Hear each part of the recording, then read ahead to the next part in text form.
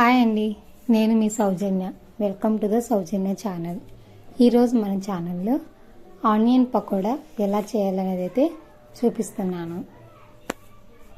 ఈ వీడియో ఎక్కడే కానీ మిస్ అవ్వకుండా స్కిప్ చేయకుండా లాంగ్ వర్క్ అయితే చూసేయండి. క్లైమేట్ చాలా రైనీగా అయితే ఉంది కదండి. ఈ రైనీ సీజన్లో మనకి ఏదైనా కానీ వేడివేడిగా తినాలనిపిస్తుంది.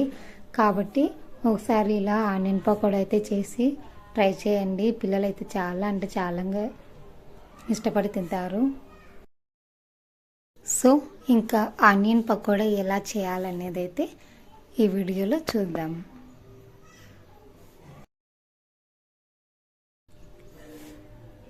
ఫస్ట్ మనం ఒక బౌల్ తీసుకోవాలి.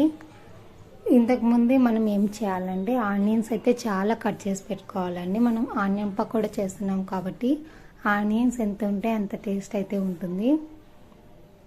ఆనియన్స్ అయితే మనం ఒక న్యూక్లియర్ ఫ్యామిలీ ఒక 4 మెంబర్స్ ఉన్నామంటే ఒక 5-6 ఆనియన్స్ అయితే సరిపోతుంది. లేదు మా జాయింట్ ఫ్యామిలీ ఎక్కువ మెంబర్స్ ఉంటామంటే చాలా కట్ చేసుకోవాల్సి అయితే వస్తుంది. ఇలా ఒక బౌల్ తీసుకొని అందులోకి ఆనియన్స్ వేసి తగినంత ఉప్పు వేసుకోవాలి. నెక్స్ట్ 1 టేబుల్ స్పూన్ కారం పొడి, పచ్చిమిరపకాయలు, కాస్త పసుపు ఇవన్నీ వేసుకొని ఇలా బాగా కలుపుతూ ఉండాలి. బాగా కలిపిన తర్వాత నెక్స్ట్ ఇప్పుడు ఒక 1/2 కప్ శనగపిండి అయితే తీసుకున్నానండి. అది ఆనియన్స్కి అంతా అంటుకునేలాగా బాగా కలుపుతూ ఉండాలండి. సేమ్ మనం గోధుమ పిండి ఎలా కలుపుతామో అలా కలుపుతూ ఉండాలి. ఇక్కడ మీకు చూపిస్తున్న విధంగా ఆనియన్స్కి అక్కడ శనగపిండి అయితే ఇంకా సరిగ్గా కలుసుకోలేదండి. అందుకు కాస్త వాటర్ అయితే యాడ్ చేస్తున్నాను. సేమ్ గోధుమ పిండి ఎలా కలుపుకుంటామో అలా సాఫ్ట్గా అయితే రావాలి. అలా వచ్చేంత వరకు మనం శనగపిండి అయితే యాడ్ చేస్తూ ఉండాలి. అందులోకి తగ్గ వాటర్ కూడా యాడ్ చేస్తూ ఉండాలి.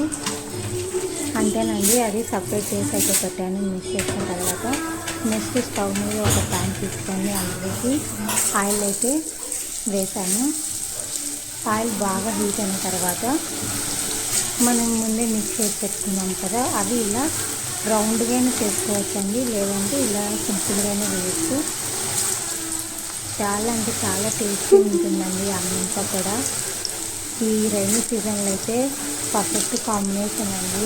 ఈ చలికి వేడివేడిగా పకోడా చేసుకొని తింటే చాలా అంటే చాలా బాగుంటుందండి.